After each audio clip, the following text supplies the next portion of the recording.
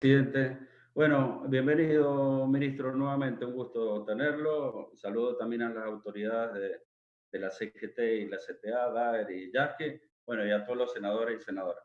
En honor al tiempo del ministro, voy a tratar de ser preciso, sin dejar de permitirme que comparto muchas cosas que dijo el ministro, que estamos en un proceso irreversible, que tenemos que regularlo sobre la base del principio de igualdad, voluntariedad y reversibilidad.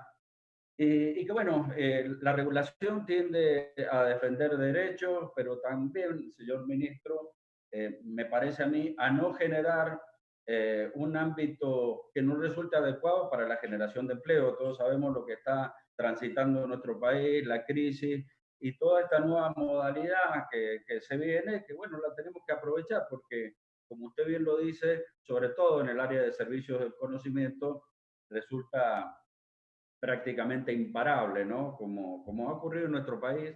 Y fíjese que hemos tenido que adecuar normas hasta en educación para darle la legalidad que necesitamos, modificando algunos artículos, como fue el 109, y permitir que este proceso que surgió o que se magnificó, digamos, o se potenció por la situación de emergencia sanitaria, lo podamos aprovechar. Entonces, tomando la palabra del ministro, yo no sé si usted tiene, ministro, ahí el proyecto, su prudencia ha permitido, ha manifestado o lo ha llevado a decir que no quiere opinar sobre el resto de los proyectos. Seguramente muchos de los que presentamos proyectos lo hemos ido adecuando y cambiando en función a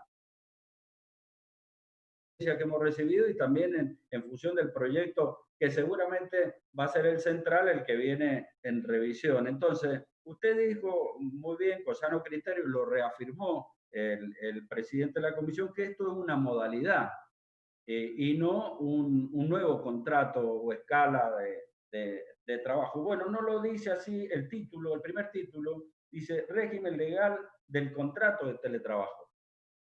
Y el artículo 2 también habla de contrato. Entonces, me parece, no sé si usted se anima a opinar sobre el proyecto, que esto hay que cambiarlo.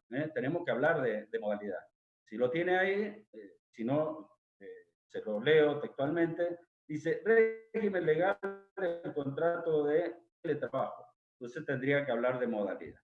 Bueno, con respecto al artículo 5, el tema de desconectividad. Todos sabemos que hay que establecer una jornada, porque si no, para el trabajador resulta que no puede estar las 24 horas. Pero me parece que el tema de comunicaciones, sobre todo, tiene que se realice en otros países, puede haber cambios de horario. Entonces, me parece que ahí se puede permitir las comunicaciones, lo que sí tendrá derecho a no contestarla al momento necesario, así que, que resulte necesario acorde a su jornada laboral. Lo de tareas de cuidado está bien, pero me parece que genera diferencia con el régimen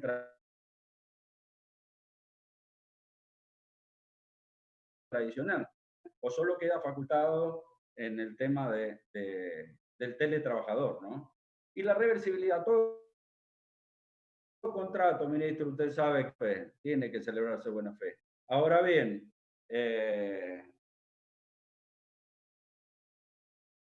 me parece que regularlo bien, a lo mejor en las convenciones colectivas, no está de más, no está de más ponerlo. Con respecto al artículo 9, a ver, me interesaría su opinión, porque habla de caso de reparación, todo esto sí tiene que estar acá el empleador, y durante el periodo que transcurre esa reparación, se podría también la posibilidad ya de garantizar el sueldo, el salario del trabajador. En el por reparaciones me parece que no solo tendría que estar exenta del impuesto de las ganancias, sino también que sea algo no remunerativo. No sé si usted puede opinar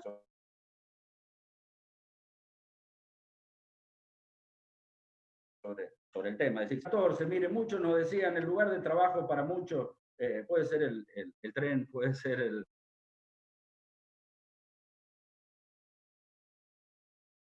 el servicio de transporte. Pero todos sabemos que hay que brindar las condiciones de higiene y seguridad en el trabajo.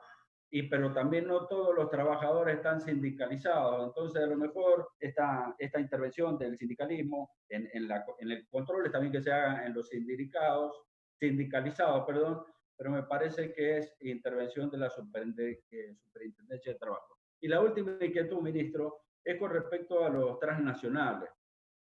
Me parece que este artículo tiene que ser revisado y no sé si es oportuno su aparición en este sentido, porque puede inducir a principios de reciprocidad. Nosotros hemos celebrado, y usted lo sabe, muchos convenios de doble imposición, donde hay un acuerdo entre los países.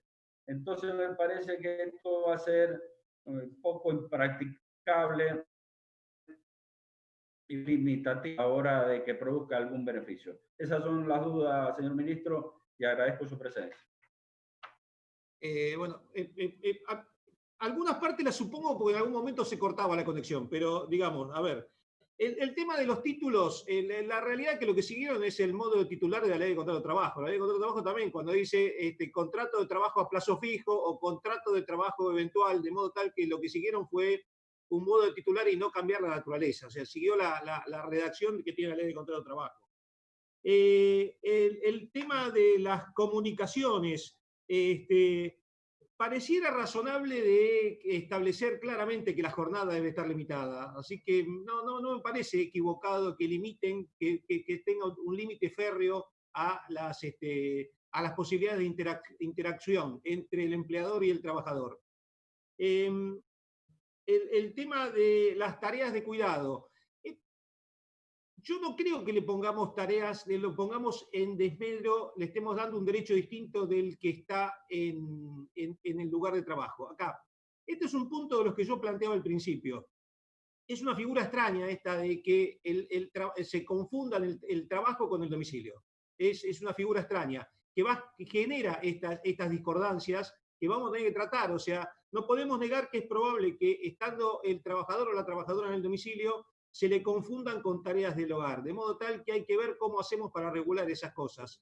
No creo que esto sea un privilegio especial respecto de los trabajadores, porque probablemente los trabajadores, ustedes recuerden que hay determinadas condiciones en materia de guarderías, protecciones, etcétera, etcétera. Me parece que esto es un punto que debe resolverse.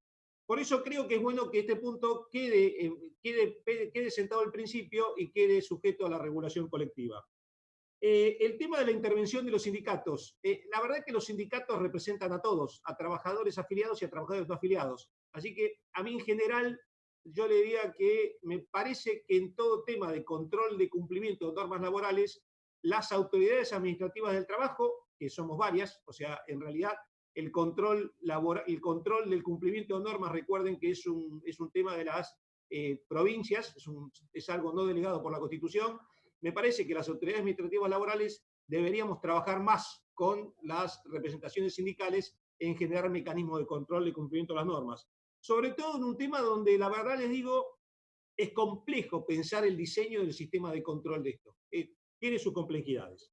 En materia de doble imposición, cuando hay tratados de doble imposición, algunos de los tratados de doble imposición vienen por tratados internacionales, ¿no? Hay algunos tratados que son tratados internacionales. Los tratados internacionales, con la redacción de la última redacción de la Constitución, quedó claro cuál es el rango que ocupan. Así que si hay discordancia entre esto y el tratado internacional, va a primar el tratado internacional. Entonces, puede suceder en materia de aportes de seguridad social, etcétera, etcétera, puede suceder, pero va a prevalecer lo que se haya previsto en el tratado. No sé si me quedó alguna.